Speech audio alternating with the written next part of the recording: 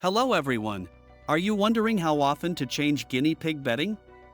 Let's find out.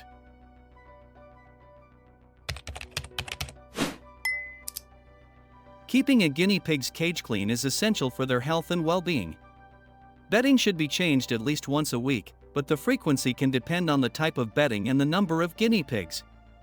If you use fleece liners, they should be washed every few days to prevent odors and bacteria buildup. For paper or wood-based bedding, a complete change once a week is usually sufficient, though spot cleaning every few days helps maintain a clean environment. In summary, change guinea pig bedding at least once a week, with more frequent changes or spot cleaning if necessary. This routine ensures your guinea pigs stay healthy and comfortable in a clean living space. Thank you for watching. Please like the video and support us on Patreon for more educational content about guinea pigs. Goodbye.